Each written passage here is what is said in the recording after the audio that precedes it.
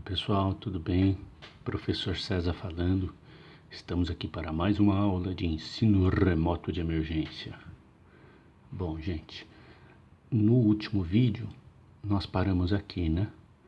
Íamos começar a desenvolver o raciocínio do item 5, fala um pouquinho sobre análise qualitativa e quantitativa. Então agora nós vamos refletir de fato como é que a gente opera o equipamento para fazer análise qualitativa e quantitativa. Antes da gente começar, eu queria falar um pouquinho sobre a estratégia para fazer com que vocês entendam como é que funciona o equipamento de UV-Vis. Vocês já devem ter reparado, vocês vão reparar mais ainda daqui para frente. O tio está sendo um pouquinho repetitivo. Por que tem que ser assim? Por causa do seguinte: eu mostrei a dinâmica do equipamento no momento inicial. Você estava cruzão no que diz respeito aos conceitos. Aí eu construí um pouquinho alguns conceitos com vocês. Fui lá e falei de novo da dinâmica do equipamento. Você entendeu um pouquinho melhor. Agora eu vou construir mais conceitos. Quando for daqui a pouco eu vou falar de novo da dinâmica do equipamento. Quer dizer, você vai entender um pouquinho melhor. Depois eu vou construir mais conceitos. E vou falar de novo da dinâmica do equipamento. Até você entender. Certo? Isso aqui é pedagogia asiática. Aprender por repetição. Você vai aprender esse negócio aqui. Tá? Então, é de propósito o negócio. Então vem com o tio.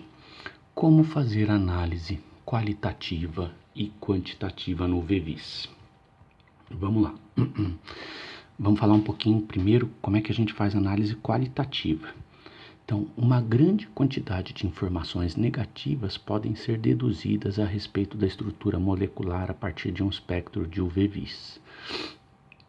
A prática nos mostra que determinados picos de absorção estão associados a algumas estruturas.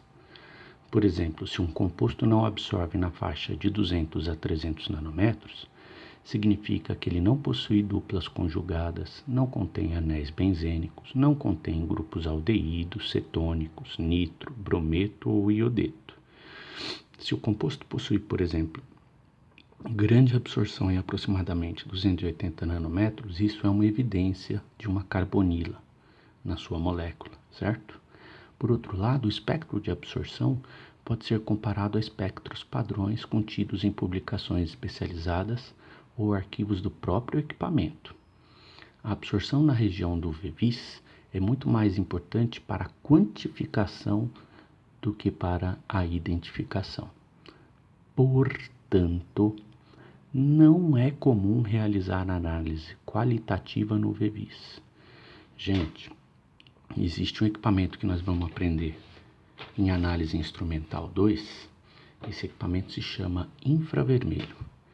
Se você pegar o infravermelho clássico, antiguinho, velhinho, o modo de funcionamento dele e as partes do equipamento, elas são muito parecidas com as partes do equipamento de UV-Vis. Só que ele trabalha numa outra faixa de radiação eletromagnética, trabalha com radiação infravermelha. O fato é que o infravermelho é um equipamento muito mais apropriado para fazer análise qualitativa do que o UV-Vis. O UV-Vis faz análise qualitativa? Faz, mas ele não é recomendável para isso. O DNA dele, né, a veia dele, é para fazer análise quantitativa, ok? Portanto, não é comum realizar análise qualitativa no UV-Vis, né? Então, se não é comum, não é a veia dele, não é a onda dele, nós não iremos trabalhar como é que a gente faz análise qualitativa no UV-Vis. Nós vamos fazer isso no infravermelho, na análise instrumental 2, ok? Portanto, nosso discurso aqui será apenas e tão somente para fazer análise quantitativa no UV-Vis, certo? Mas assim, antes da gente ir para análise quantitativa, vamos só aqui, ó, pegar essa última parte aqui, ó, por outro lado, o espectro de absorção pode ser comparado a espectros padrões contidos em publicações especializadas ou arquivos do próprio equipamento. Então, só uma consideração bem rápida, né? Olha lá. Como é que a gente faz análise qualitativa no VVIS? A ideia que está por trás é o seguinte: aqui é a absorbância, aqui é comprimento de onda. A gente pede para fazer a varredura, né? Então, tem lá o primeiro ponto de absorbância, quando eu bombardeio com determinado comprimento de onda, tem o segundo, o terceiro, o quarto, o quinto, o sexto, o sétimo, né? Tem aqui um monte de pontinho. Olha lá. Olha lá. Nós já aprendemos a fazer isso, certo? Quando eu ligo os pontinhos, sai um espectro, né? Olha lá. Beleza? Então, cada pico de absorbância que está associado a um comprimento de onda que eu bombardeei a minha amostra, está associado a uma determinada, está aqui a molécula, né? Está associado a uma determinada estruturinha da molécula, né? Então, cada tipo de absorbância aqui está associado a uma determinada estrutura. Portanto, esse espectro, ele é único para um determinado analito, né? Ele é único para uma determinada molécula. Beleza?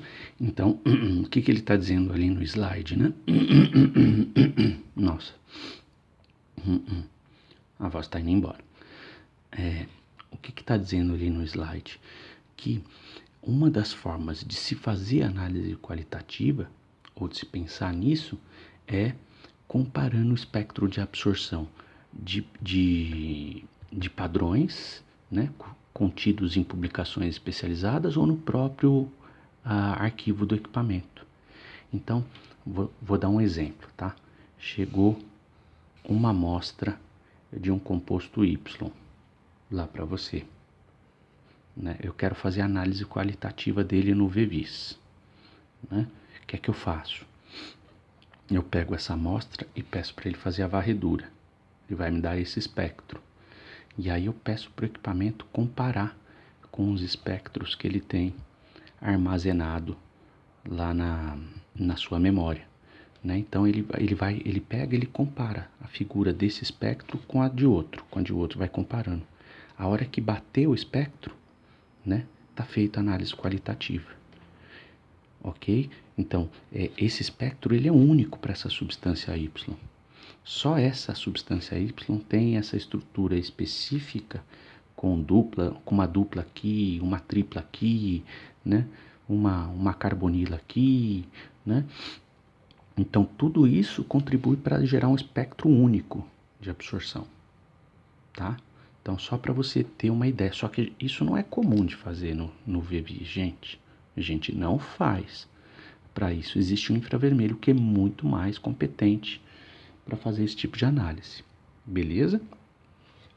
Muito bem. Então, vamos lá.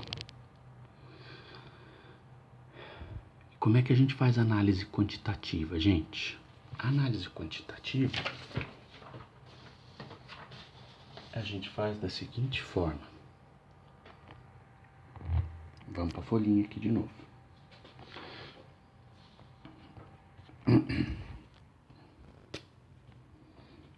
Análise quantitativa.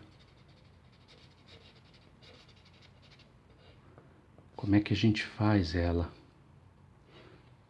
no equipamento de UV-Vis? Bom, existem 7 métodos de quantificação, principalmente 7 métodos. 7 métodos de quantificação em análise instrumental. Nós veremos os 7 métodos, ok? Só que eu gosto de trabalhar esses métodos de quantificação devagarinho.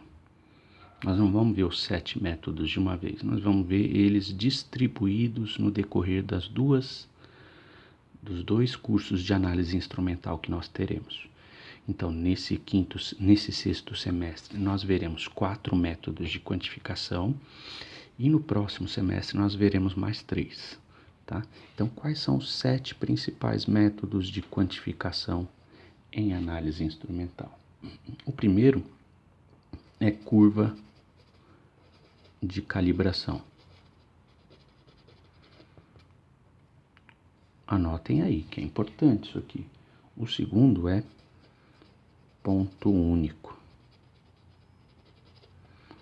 O terceiro método é adição de padrão.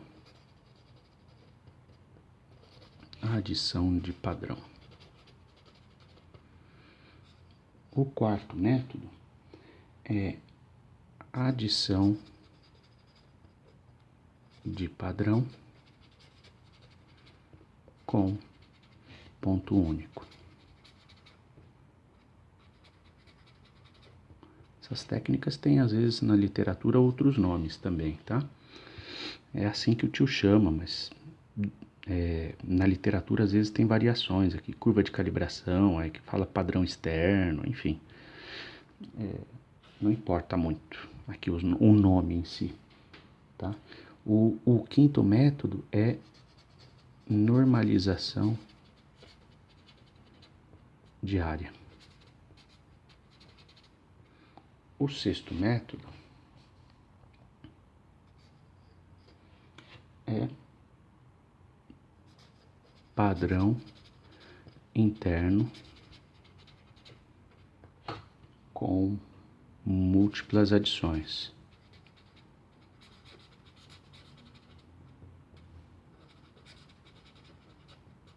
E o sétimo método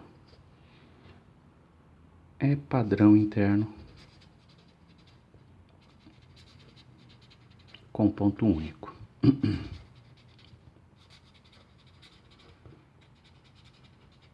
Anotem aí, isso aqui é super importante. São as formas que a gente tem de quantificar em análise instrumental. Ó, eu vou falar isso aqui de novo, mas eu já vou apontar aqui as coisas.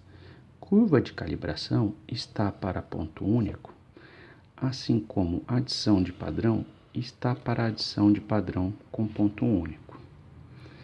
Assim como padrão interno com múltiplas adições está para com padrão interno com ponto único.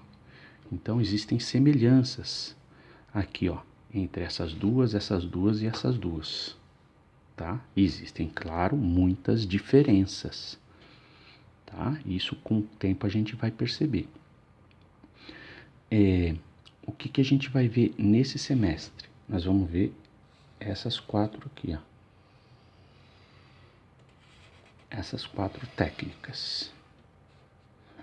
Mesmo porque normalização diária, então, ó, olha só, todas elas, ou quase todas elas, melhor dizendo, são aplicáveis a quase todos os métodos de quantificação em análise instrumental, a quase todas as técnicas de análise instrumental, tá? A gente usa muito essas técnicas, com exceção principalmente da normalização diária, que é uma técnica mais específica para cromatografia, tá?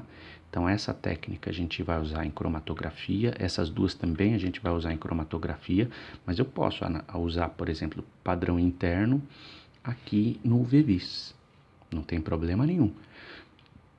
Por que a gente não vai fazer tudo de uma vez? Para não confundir, né? Por exemplo, é muito comum as pessoas confundirem adição de padrão com padrão interno. Até o nome é parecido, né? Às vezes na minha fala, sem querer, eu confundo, né? É confuso mesmo, tá? Então, por uma questão de didática, a gente vai aprendendo isso aqui devagar, no decorrer de 1 ano, tá? 2 semestres nós vamos aprender isso aqui.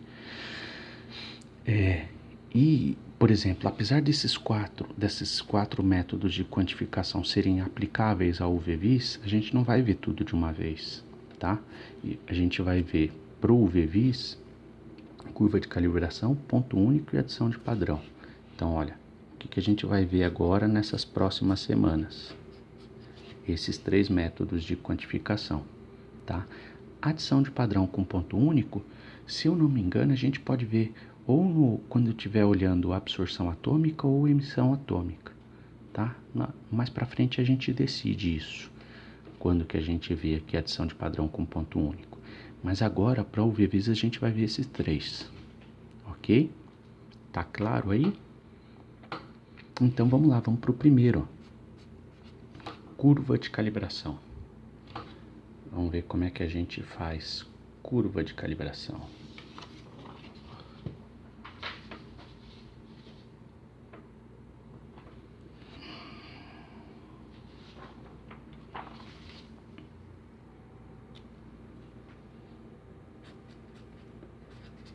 Curva de calibração. Bom, o que está por trás da tal da curva de calibração, gente? O que está por trás da curva de calibração é fazer análise química de maneira comparativa. Então vou dar um exemplo para vocês. Ó, chegou uma amostrinha de uma solução de cobre. Eu acho que eu já dei esse exemplo, né? Mas tudo bem. Não tem problema, a gente fala dele de novo. A pergunta é, qual é a concentração de Q+2 na minha amostra? Tá aqui essa minha amostra dentro de uma cubeta, né? E aí quando eu olho para ela, né, existe um certo número de partículas aqui, certo? O tio vai fazer um negocinho, uma arte aqui, né? Pra gente só brincar para tentar entender, certo? E essa concentração, esse certo número de partículas que tem aqui, essas partículas interagem com a luz, com a radiação eletromagnética, né? Por isso, existe uma transmitância e, por consequência, uma absorbância aqui. Existe uma certa... essa cubetinha, ela deixa passar uma certa quantidade de luz para o outro lado, que está associado com a transmitância. A transmitância está associada com quanto que deixa passar de luz, com a translucidez, né? O quão translúcido é a minha solução. E a absorbância é o contrário, né? Está associado com o quanto que absorve. Então, o quanto que eu enxergo do outro lado está associado com o quanto que absorve e o quanto que deixa passar, né? Ok? De luz, de radiação eletromagnética.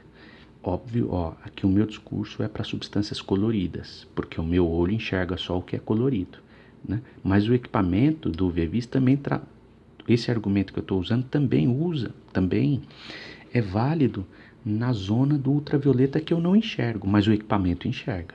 O olho do equipamento é melhor do que o meu, tá? Muito bem. Então, o equipamento, gente, ele é burrinho. Ele não sabe determinar essa concentração. O que ele sabe determinar, né, é só o quanto que passa de radiação do outro lado. Então, como eu não tenho nenhuma noção a respeito dessa concentração, o equipamento só enxerga o que passa de radiação eletromagnética para o outro lado e ele consegue só determinar o que é absorvido, né? O que eu faço? Eu construo padrões. Eu vou construir uma curva de calibração. Eu vou construir padrões que serão como referenciais para o meu equipamento. Fazer o cálculo, né? Então, olha, eu construo um padrão de cobre, ó, com uma concentração bem baixinha. Olha lá. Olha só. E aí, o que o equipamento vai fazer, gente? Olha que bonitinho. O equipamento vai correlacionar o quanto que absorve de luz com a concentração. Como é que eu faço isso? Através da curva de calibração. Então, o que eu faço, gente? Olha que legal. Eu pego esse padrão construído no laboratório, de concentração conhecida. Vamos pegar aqui, ó. Esse aqui é um padrão de cobre +2 que eu construí e ele tem 10 ppm, tá? Então, olha só, 10 ppm, aqui a concentração vai ser em ppm, tá? Me absorve, sei lá, eu vou chutar números bem bonitinhos pra gente entender. Me absorve 1, né? Eu tenho uma absorbância de 1, tá? Então, o que é que eu faço? Eu pego esse padrão de concentração conhecida que eu construí no laboratório. Ó, a minha amostra é problema.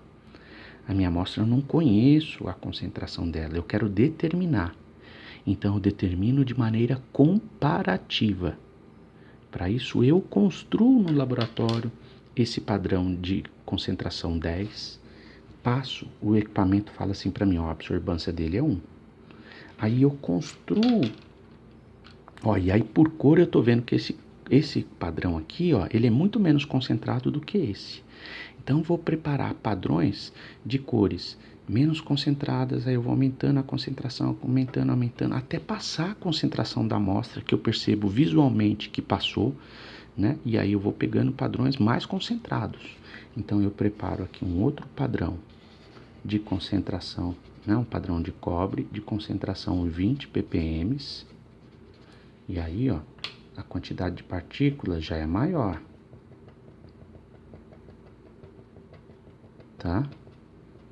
Aqui não tem proporcionalidade nenhuma aqui, tá? Só para você entender, ó. Ó, essa concentração é maior do que essa, visualmente falando, mas você percebe que essa concentração ainda está maior do que essa. Um pouquinho maior, tá? Então, eu passo um padrão. Aí eu pego essa cubetinha e coloco lá dentro do equipamento, né? O equipamento, ele vai jogar radiação eletromagnética e vai, com o olho atrás dele, vai medir o quanto que está absorvendo de luz. Então, 20 ppm, né? 20 ppm me deu uma absorvância de 2.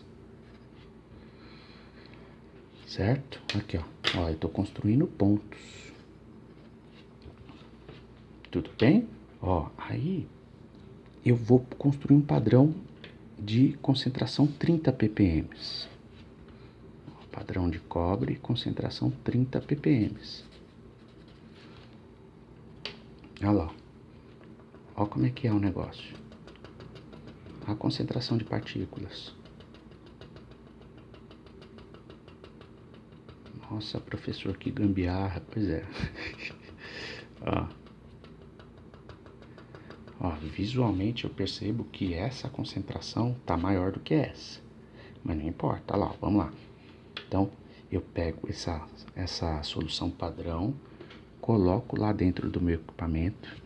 O olho do equipamento, né, o detector, ele percebe que o meu padrão de 30 ppm gerou uma absorbância de 3. Tá? Olha lá. E aí eu faço por último. Normalmente a gente faz com 4 padrões. O branco mais 4 padrões. Mas não vou falar do branco agora não. Tá? O branco é, nesse caso, a água destilada. Onde não tem nada para eu zerar o meu equipamento. Pronto, eu vou falar rapidinho do branco então. Então primeiro eu passo o branco, né? Que a água, nesse caso, vamos pensar que a água destilada, a minha matriz é aquosa, vamos falar que é água destilada. Não teve ataque ácido em nada, enfim, tá? Água destilada eu zero o equipamento, né? A absorbância dele, teoricamente, é ali perto de 0. Teoricamente, tá? Então, sempre eu faço o branco mais 4 padrões, normalmente. É assim que a gente faz. E aí, então, preparo no laboratório uma solução de Q mais 2 com 40 ppm. Eu não preciso nem dizer, né? Aqui, ó, a concentração aqui está muito maior. A concentração de partículas.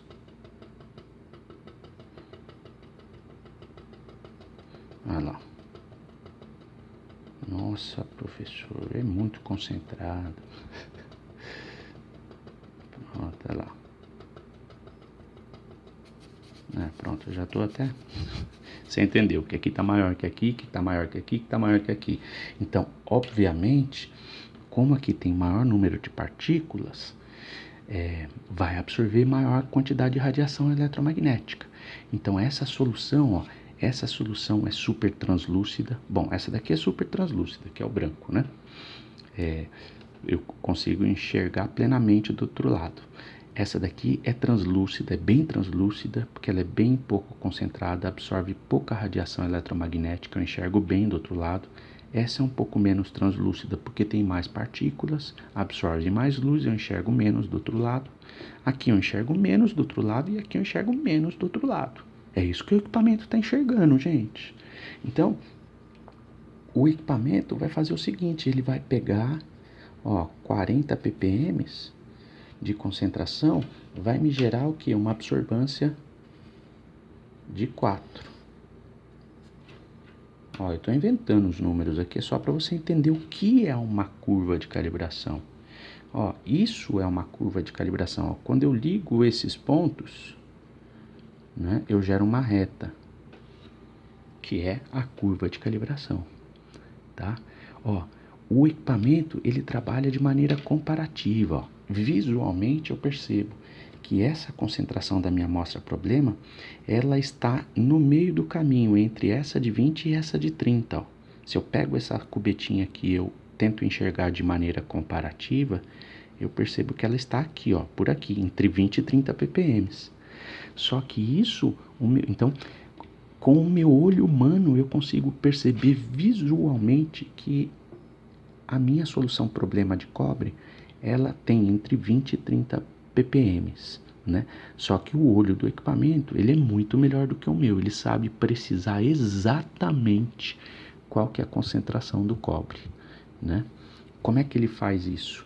De forma comparativa, usando curva de calibração. Tá claro isso, gente? Todo mundo tá entendendo o que é essa curva de calibração? Tá? É enxergar de forma comparativa, ok? Muito bem, olha só, é claro que eu não terminei isso aqui, né? Eu preciso explicar mais.